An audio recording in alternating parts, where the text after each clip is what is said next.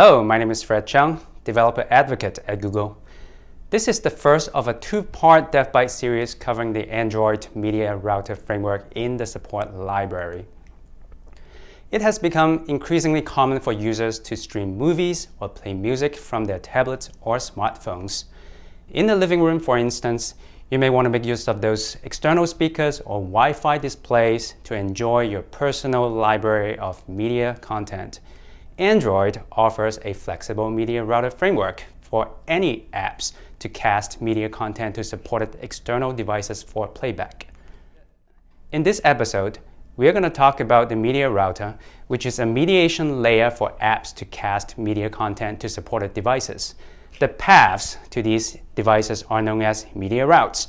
At a high level, the media router offers APIs to render the cast button, discover and select media routes, query the capabilities of the route, and control remote playback via an intent-based protocol. In the next episode, we're going to explore media route providers, which is a component that encapsulates the underlying communication between Android and external media devices.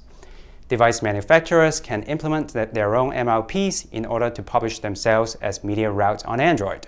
For example, Chromecast has implemented an MLP in the Google Cast SDK through which apps can integrate with. With this architecture, apps are essentially decoupled from underlying transport implementations of the media routes. We're going to look at some implementation details, but before doing that, I want to call out that the media router framework we are focusing here is in the support library, which means that it is backward compatible with Android 2.1 and above. And let's not mix it up with the media router in the Android framework. To initiate media routing, the user would click on the Cast button, which typically is placed on the action bar. Through the button, the user would be able to select a media route, disconnect from the route, control playback on a connected route, and so on. One way to add the Cast button in the action bar is to add an action provider manual item pointing to the class media route action provider.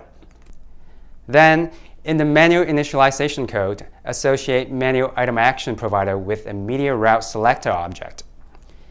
Route selector is basically a filter for media route capabilities. An app can specify categories of media route endpoints it can work with. The framework uses the selector to present only the appropriate media routes to the user. For example, if an app asks for video streaming capability, the system won't present audio-only media routes to the user.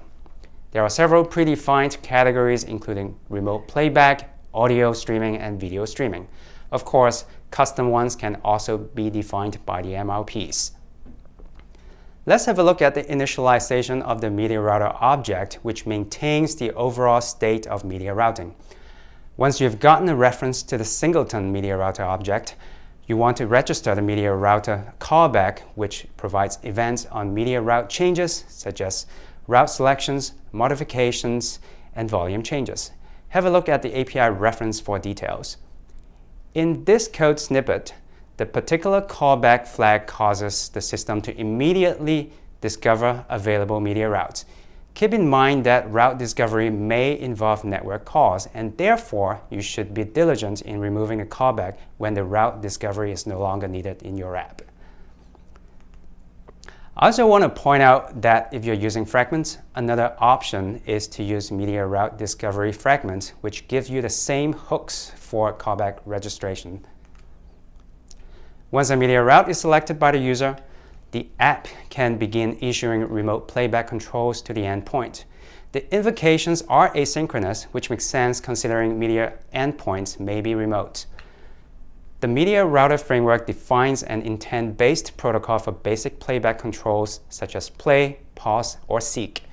You can find the definitions of the action and extra parameters in the media control intent class. This snippet illustrates the invocation of basic remote playback where first, it constructs an intent with proper action and category values as well as the URI of the media. It then checks if the selected route is capable of handling such request. It finally fires off the intent. the framework will report the results of the invocation via the asynchronous callback. While not included in this snippet, it is good practice to account for situations where remote playback is not possible, in which case your app should fall back to local playback. That's it for an overview of Media Router from an app casting perspective. Have a look at the docs and samples, and stay tuned for the episode on Media Route Provider. Thanks for watching and happy casting!